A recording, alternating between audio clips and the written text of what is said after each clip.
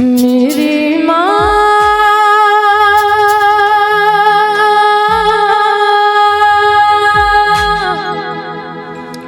मेरी माँ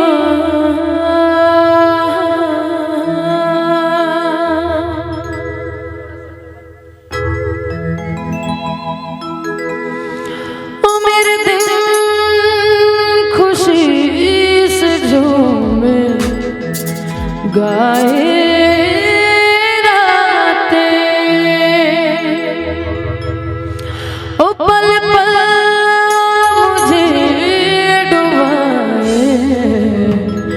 आते जाते कि तुझे जीत जीत हारूं ये प्राण प्राण हारूं है से निहारूं कि तेरे उतारूं तेरे नाम से जुड़े हैं सारे नाते मैया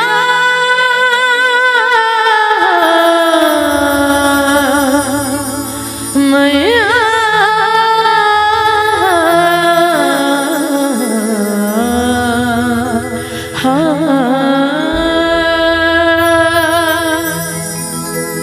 बोले अम्बे मात की जय, बोले सांचे दरबार की जय।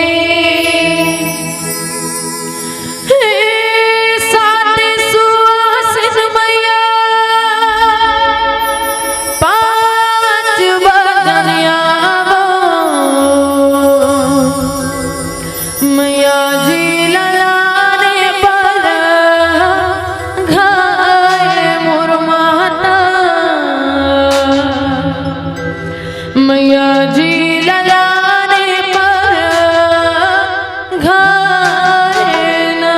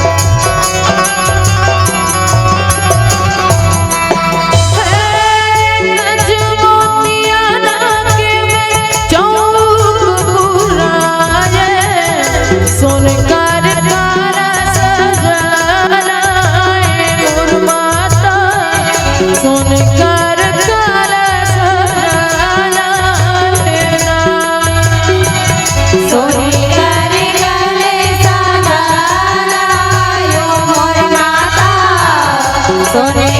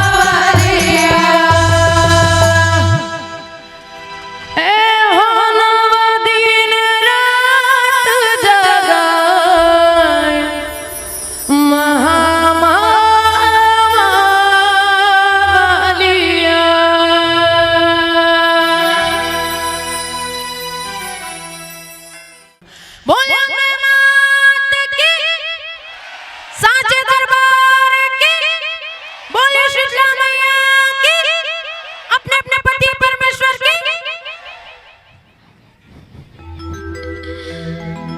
संबोधन के पति है नहीं है, पति है ना संबोधन के, संबोधन के पति है। कैसे नहीं कहा था, जब ज्यादा टेंशन में रहे ना तो टेंशन के बाद में सबले पहले मन कते डालना देखते हे प्रभु ती जान एकदम ज्यादा मैं परेशान हूँ। और ऊपर टान वाला मालिक कौन हरे? सबके पति परमेश्वर है। कोनो फोकट में रिश्ता निभाही, कोनो फोकट में हमर मन पर काम करही का, वो पति हरे तेकर कारण हमर मन पर काम करते। चलो रामचरितमानस की बढ़िया से सुंदर से कथा आप सबके बीच में मैं परोसूं भला बीच बीच में, जहाँ सुंदरकांड के बात लिखते बाबा जी। पूर्व लखवारे देखे बहु कपि मन किन्न विचार, तिलक रूप धरौनी से नगर करौ पैसा। सबको चलना जाना है लंका, सबको जन जाओ एतिक मन जाही, एतिक मन है भैया मन है। दो दल बना के जाथन, चलो सबको दल बना। पहला दल राम दल और दूसरा दल रावण दल। जे मन राम दल में रही ना वो मतलब माता सीता का पता लगाना है और पूरा लंका जलाना है, और जे मन रावण दल में रही वो मतलब हनुमान जी के साथ में लड़ाई भिड़ाई करना है। चलो सबसे पहले राम दल वाले मन हाथ उठा, राम दल वाले ना, रावण दल वाले मन हाथ उठाओ। रावण दल वाले मान कहा था, रावण दल बाबा एक जन हो आप, रावण दल वाले मान नहीं है, एतिक मन तो नहीं हो सके, एतिक मन एको जन नहीं है। अच्छा आधा जन मन कुछ मन ऐसे हावे जे मन ना तो राम दल में हाथ उठा तो ना रावण दल में, ओ मन कते दल वाले हो तो फिर ओ मन झगड़ा देखे जाए, लड़ो मरू बड़ा मजा आते। कवर सबले ज्यादा अगर हम आनंद उठाता ना पड़ोसी झगड़ा ना खावत रही तेला तक छोड़ के जाते, का होते होला देखना जरूरी है। तो आधा दिन झगड़ा देखियो हम मतलब पूछा तो ना होती दूर लायत कते दल वाले हो ही दादा मन हां मंच में बैठी है ऐसे पूछा तो ना हम कुछ खास कारण से रावण दल में है। हम कारण ये है हम अल्लाह जब आना रही से खपरी था मन एक जन बाबा पूछे बाबा मन खपरी पहुंच नहीं पाता न अब्बड़ इती जा होती जा ऐसे हुआ थे कते डाले जाना मन बाबा कहते नोनी एक काम कर ए रावण ला धार और सोचे जा ऐसे की किस्मत की बात तो देखो रावण ला धार क्या मन सोचे राम के द्वार तक पहुंचे। एक बार जोरदार ताली तो मन थे बिना रावण के भगवान राम के द्वार तक पहुंचे नहीं जा सके, ये तो अटल सत्य है। और वही रावण के महान प्रभु जेला रावण बड़ा प्रेम पूर्वक पूजे वो कौन? भगवान शंकर, भगवान भोले भंडारी। अब भोले भंडारी के एक सुंदर से भजन आप सबके बीच में परोसो और निवेदन यही रही जब तक जन मन गुठियाता मतलब सबला बीच बीच में गुठियाना है, गाना गाना है, गाना के रूप में आप सबला गुठियाना है। अगर आपको हमारा ये वीडियो पसंद आया हो तो लाइक, कमेंट और सब्सक्राइब ज़रूर कीजिए।